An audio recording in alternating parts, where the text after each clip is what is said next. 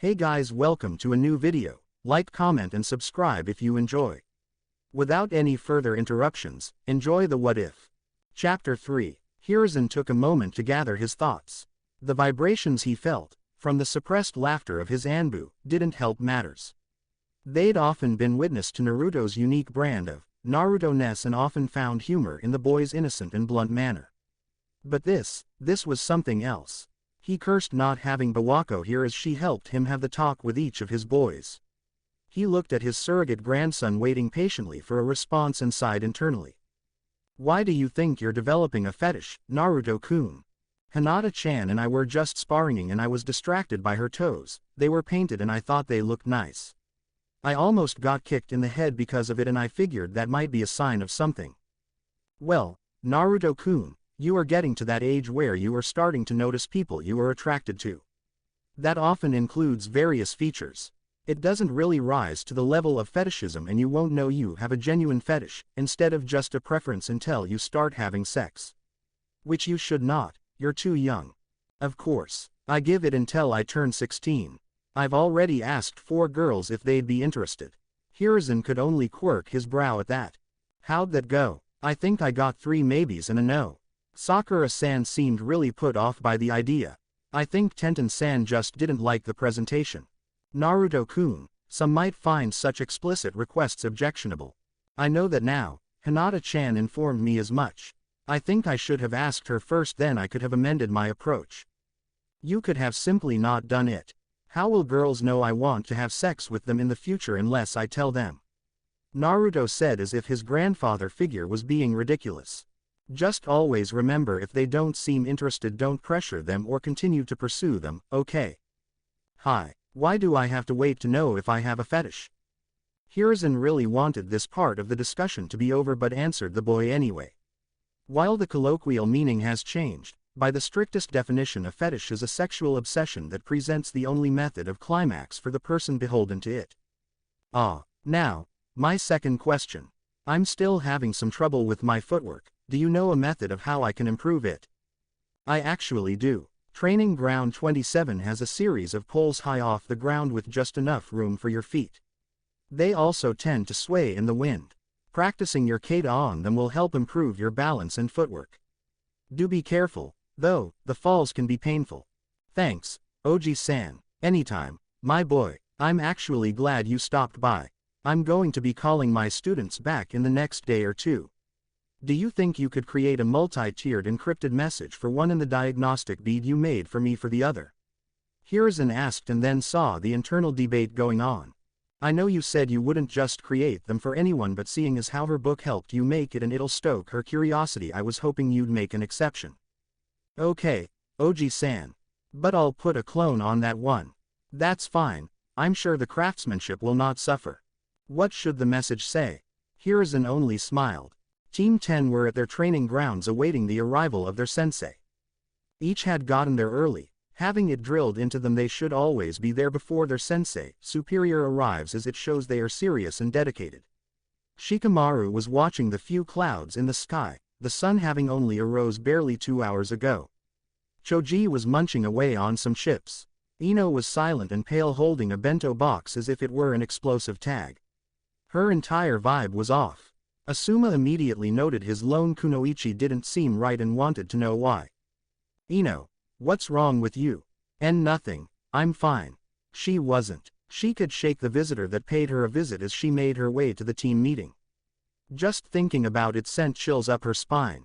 Good morning, Ino-chan. The Hyuga approached her fellow heiress and hugged her, holding the bento box in one hand as she did. Ino was surprised. Hinata really wasn't that expressive nor affectionate. Hi, Hinata, Ino said, still in the Hyuga's embrace. When she tried to break it, Hinata held tighter. I don't know what your game is, Yamanaka, but if you hurt Naruto-kun, I'll ruin that pretty face of yours. Since you claim to be his friend, you better act like it. This is your only warning. The Hyuga whispered and then for punctuation pulled Ino's head down and kissed her forehead. I made this for you. Have a good day, Ino-chan. She handed the lunch over and walked away, saying nothing more nor looking back. Ino only managed to breathe a minute after Hinata was out of view. Asuma didn't believe her, but he also didn't want to delve into her weirdness. He wasn't paid enough for that, so he just moved on. I want you guys to start warming up. We'll train for a few hours and then take some missions. He heard all three grumble as they began their routine. Over on Training Ground 3, Provisional Team 7 sat waiting for the arrival of their Junin sensei. Sasuke was content staring off into space in silence. Sakura alternated between watching him and groaning about Kakashi being late. Naruto was occupying himself with the encryption seal his Oji-san wanted. While he was no fan of his Junin sensei's tardiness, Naruto had already gotten a brief workout in, so he also didn't mind the break. His day started at 4:30 a.m. where he awoke and created a clone. By the time he was showered and dressed, the clone had already made a light breakfast and lunch and tidied up after himself. Naruto was out the door by 5, activating his resistance seals and running full out toward the training ground his Oji-san suggested.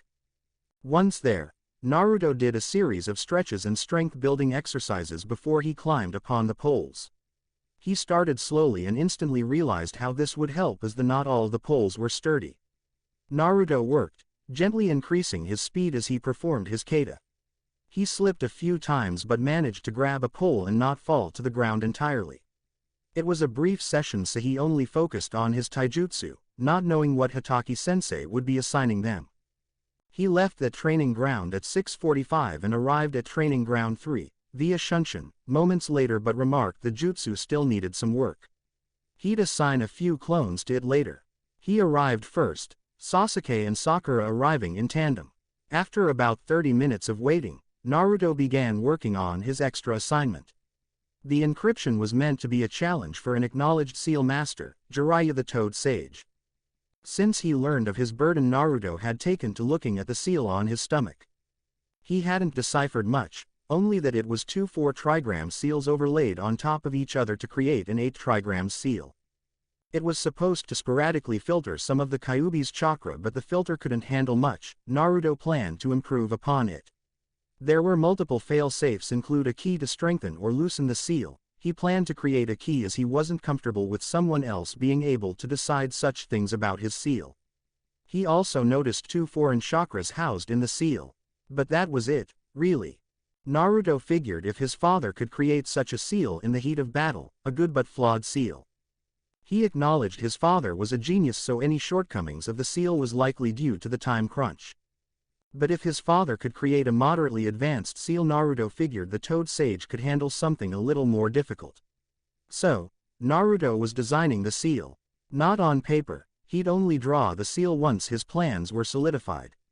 To most, it would appear Naruto was staring off to space, but he'd managed to alter his Fuin beads. Now he could project various types of information, not just his health and fitness stats or the spars between Hinata and he. Currently he was finishing the 3rd layer of the array. His seal was going to be 3 layers, each housing a distinct array. The first would be an even number seal, 2 points, the next a 5-point seal. The last wouldn't be drawn at all, but a sealing jutsu created strictly via hand seals. Each array was simple enough as they were just standard security seals. The difficult would be unraveling them, as normally odd and even seals cannot coexist. Or so most people thought. Naruto knew you simply had to add features to allow them to connect. Instead of seeing seals as 2-dimensional, he saw them as 3. A multi-story house needed steps, and his branching seals were simply the steps. The young Uzumaki didn't know he was actually doing something revolutionary, as it was simply what needed to be done for his seals to work. Once he was sure his seals would work, having gone over the elements in his projection and seeing no flaws, Naruto saved the designs and began to work. When Kakashi arrived to the training grounds at 9 a.m. he saw one annoyed Uchiha, one irate Haruno and a hard-at-work Chibi. So focused on the Chibi he almost missed his cue.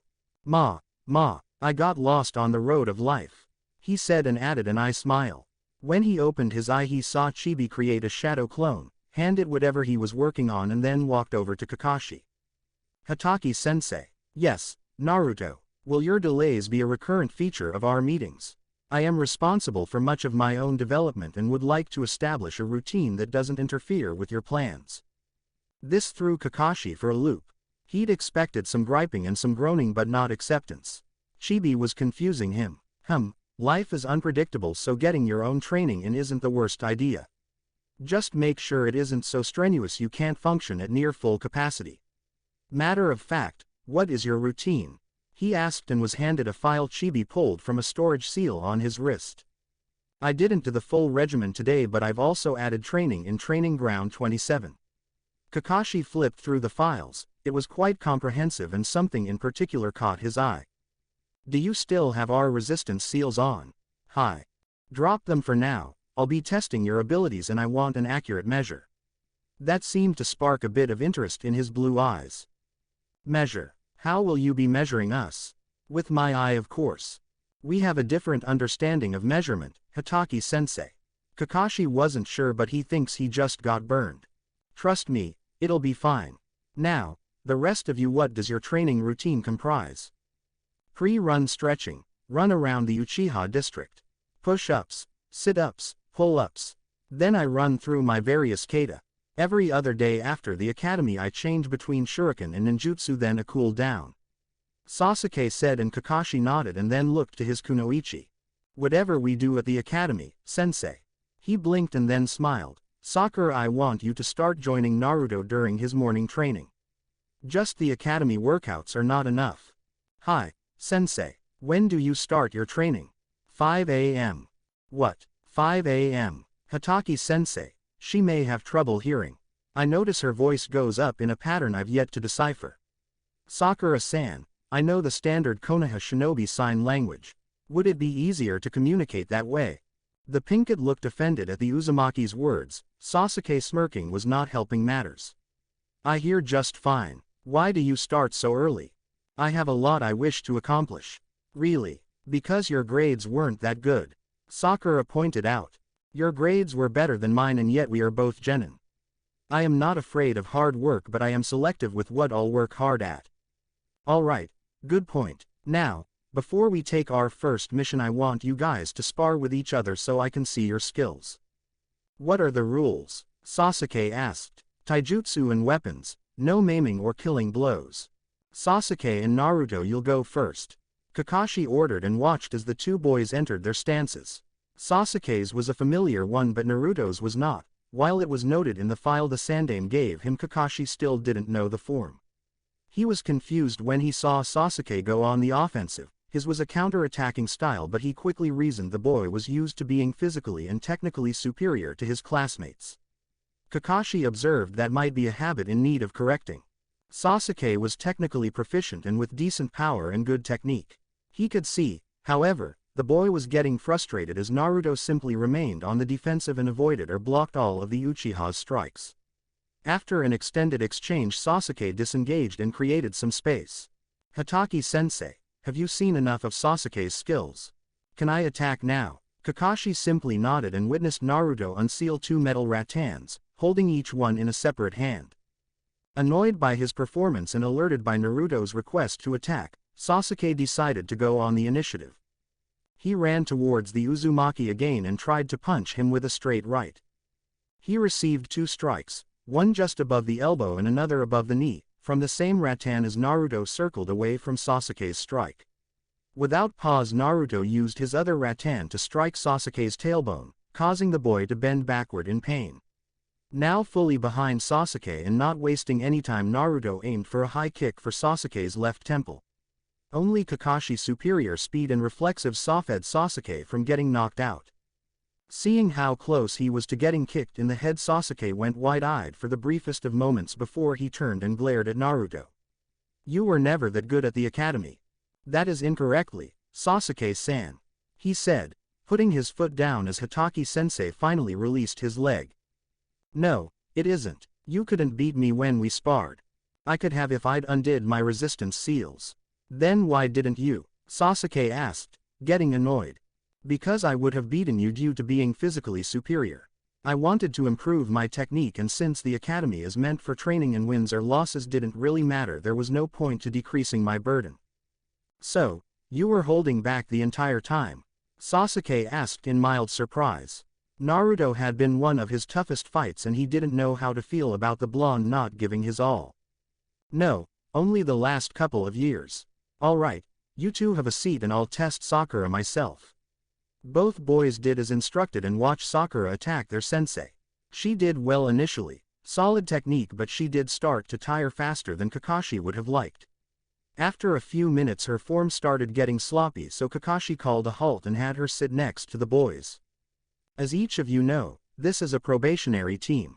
I have until the completion of our first C rank to determine if we remain a team. While each of you have a solid base to build on, my primary focus will be teamwork.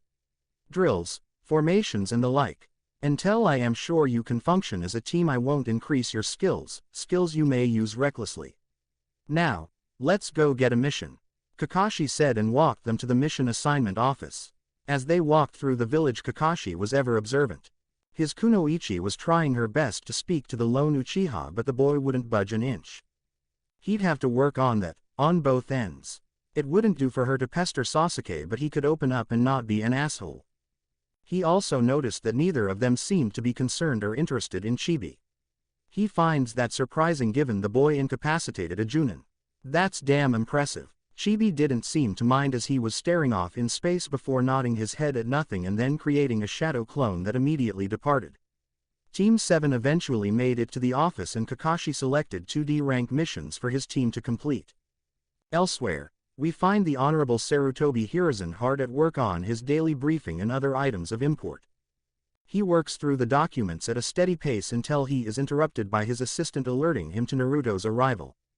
Momentarily confused, as Naruto should still be with his team, Hiruzen calls him in and is informed by the clone that it is, in fact, a clone. Said clone wanted to drop off the encrypted seal as well as his Fuin beads. Hiruzen knew Naruto wouldn't waste time completing the tasks assigned to him, but he didn't expect the boy to have an overnight turnaround. He thanked the clone for his and Naruto's work and said clone dispelled. Hiruzen then began composing the messages he'd send to his wayward students. Fortunately, he was always aware of their general whereabouts, so finding them wouldn't take overly long. He just hoped they wouldn't have a case of adult onset petulance, as he was in no mood. Hiruzen completed the individual messages and summoned 2 messenger monkeys, informing them of where they needed to go and what they needed to say. Just as his summons were departing, his door opened and an unwelcome visitor entered his office. "I don't recall giving you access to my office, Shimura." The darkness of Shinobi just sighed at the greeting.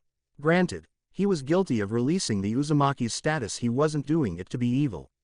The village was floundering. People needed a pariah, as a focus on a deviant element would bring people closer together. He didn't invent social psychology, damn it. Must every meeting be like this? I could remove your head and then we'd have no more meetings. A few years ago Danzo would have chalked that up to an idle threat, but Hiruzen had changed since then, gotten his edge back. It was good for the village but not for someone running a technically illegal black ops organization. The Fuddin master just sighed again. "I am here to make a request." "Oh, concerning what?" "A young boy I'm training, around Naruto's age. I'd like to arrange, well, essentially a playdate. I think the two would hit it off." "You must have the biggest set of balls in the elemental nations," Hiruzen said in disbelief. "I tell you, if you ever approach that boy without me present, I'll kill you wherever I should find you, and years later you ask me to expose him to one of your root." "Well, frankly I do, but that's beside the point. The young Uzumaki has me reconsidering some things, and I think Sai becoming friends with him would benefit them both. He's not going to fit in with that team you assigned him. You have to know that. I expect Kakashi to handle the personality clashes.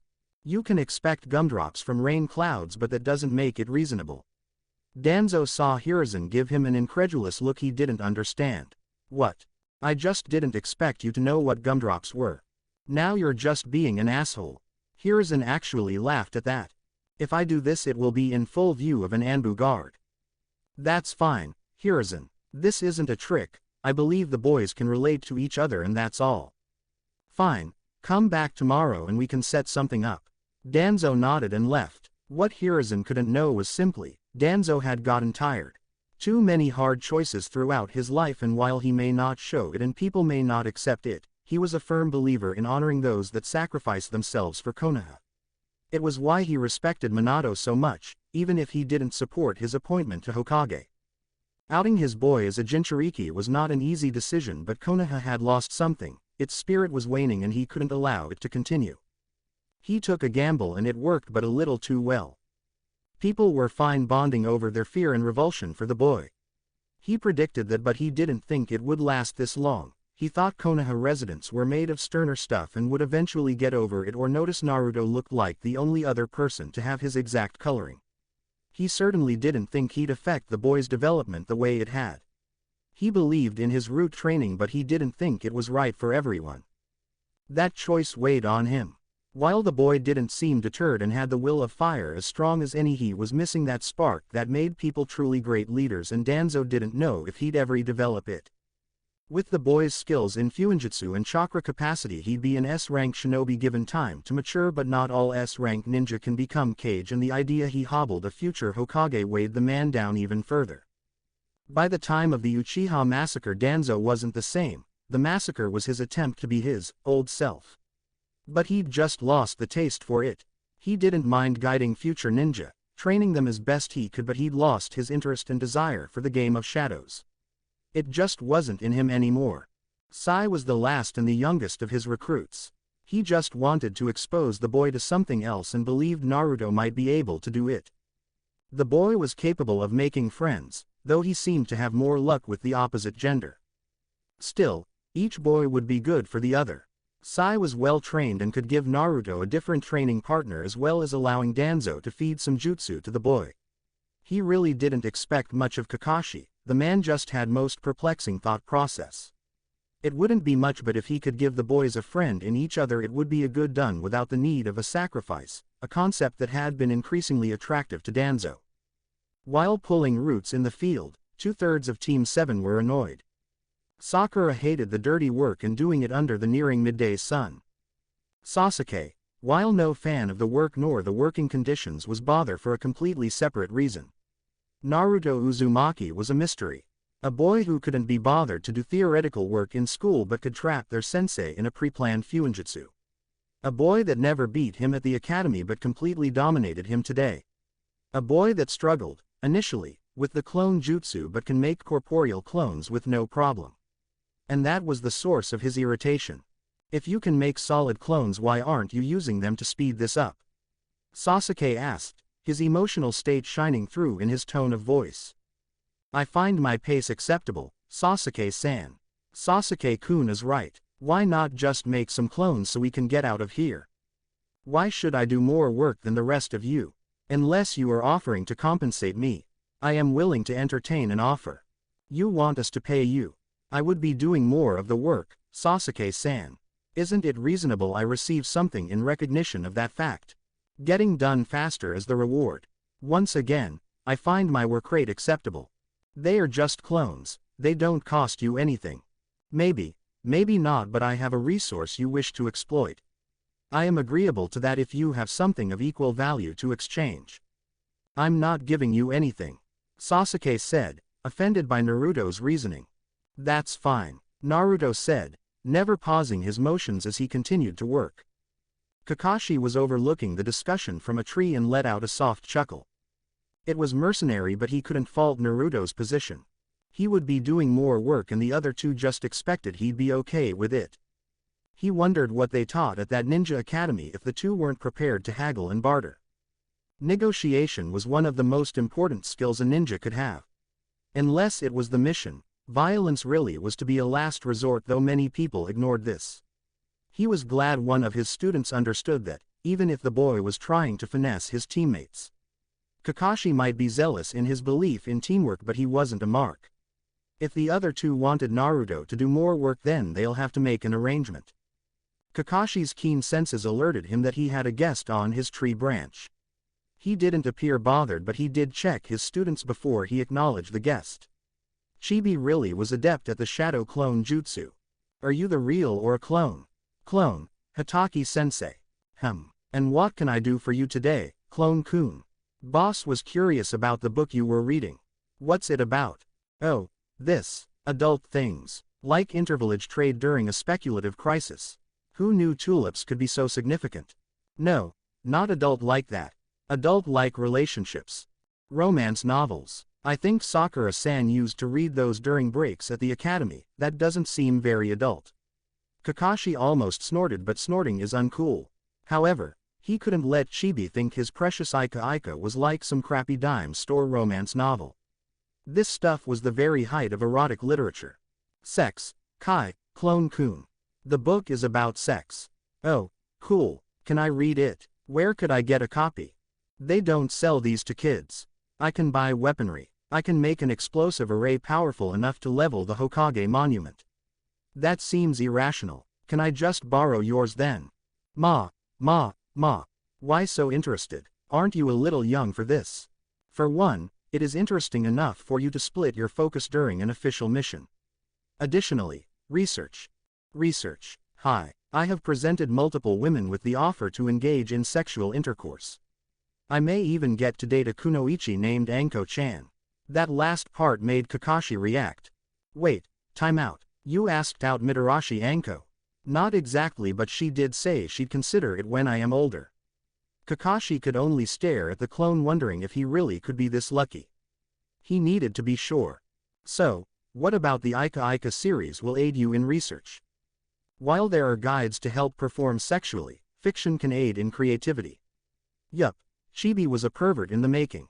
And given his general demeanor, if Kakashi played this right, he could make his sensei's son into a cool pervert. No, Kakashi would aim higher. He would go for the very peak. His sensei's son will be a gentleman pervert. Kakashi couldn't believe it. Naruto was a once-in-a-generation find. Someone that could bring respectability to perversion.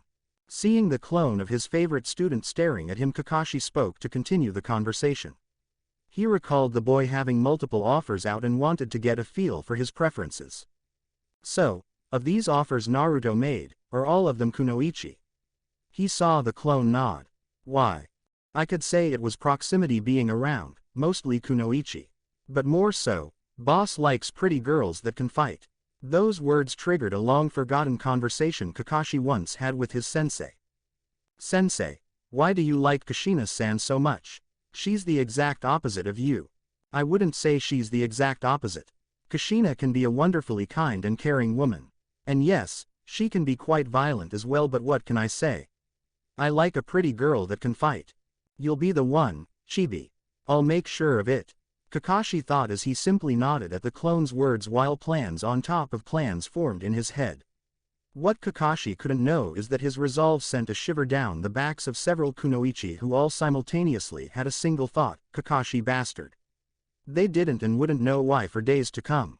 2 days later, Jiraiya was not surprised to see a monkey summons waiting for him as he walked along his path. He was scheduled to meet another contact today in a southern village of the Land of Fire. He wasn't familiar with the summons, but his sensei had contacted him like this when something was time-sensitive and couldn't wait for their normal check-in procedures. Jiraiya-sama, a message from Hiruzen-sama, the black-haired monkey said, coming up to Jiraiya's knee. He reached down to the monkey's outstretched hand and read the scroll.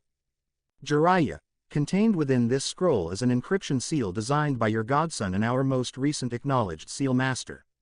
If you cannot break the seal by the end of today, I expect you to return to the village immediately. If you can break them, then follow the directions contained therein. If you disregard this summons or delay your return, I will come for you personally, bow staff in hand. You don't want that, Jiraiya. Trust me. Hiruzen Sarutobi, Sandaime Hokage. Jiraiya read the note 3 more times to be sure he was truly absorbing what was on the page.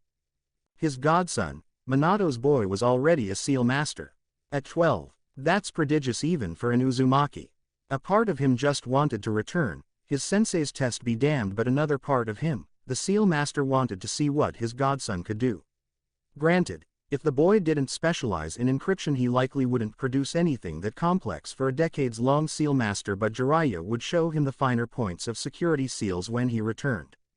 The toad sage pumped chakra into the storage seal at the bottom of the letter and watched as another scroll emerged. Jiraiya unraveled it, truly curious about what his godson produced. He looked it over, staring intently at the design. And stared, and stared, and stared. He then looked up at the summons, then back to the seal before looking at the summons again before exclaiming, "What the fuck is this?" Jiraiya would spend the rest of the day attempting to get a handle on the seal's design before summoning a toad to meet his contact and charging off to Konoha. Outside the land of vegetables, Tsunade sat under a shady tree, enjoying the cool breeze as her pet pig sat in her lap. Her longtime apprentice was in a field getting in a workout. Tsunade would join but was entirely too hungover to be bothered. Yes, it was just an excuse as she could sober herself up anytime she pleased, but when you can punch holes through mountains and lift gamabuntas, Tonto people don't question you too much. Her relaxation session was interrupted by the arrival of a small, white monkey. Like Jiraiya, she was familiar with being approached by her sensei's summons. Normally, it was to warn her about some upcoming incident or danger that would be in an area near her, hence giving her time to avoid it. She was filled with dread that this would somehow be different. The monkey handed her a scroll and the medic wasted no time consuming her senses' words. Tsunade-chan, the time has come. Dear girl, the village needs its last senju and most prodigious medic. I have allowed your absence for so long because I knew you blamed me for your losses. I blamed myself as well. But more than enough time has passed.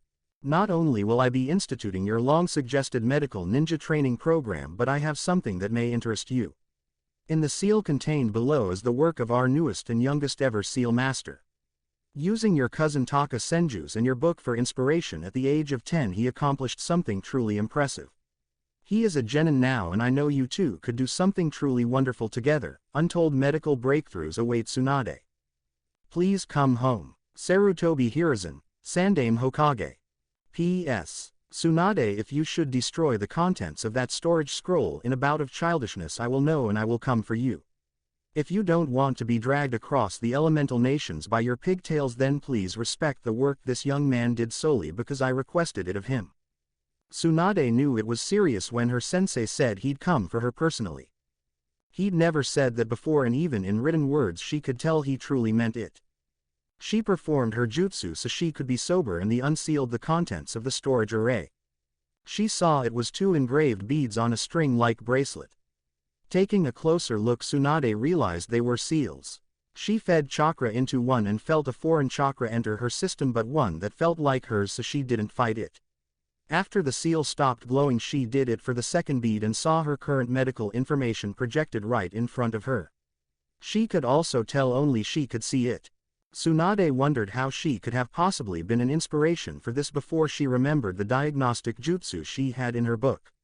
It was so simply and in no way could be weaponized, but to see it utilized like this, to no longer rely on feel or intuition. It really could be a game changer if utilized properly. Tsunade made a decision she never thought she would. Shizune, gather your things. We're going back to Konoha. Thank you for watching. If you enjoyed the video, be sure to like, comment and subscribe, as well as checking out the author on fanfiction.net.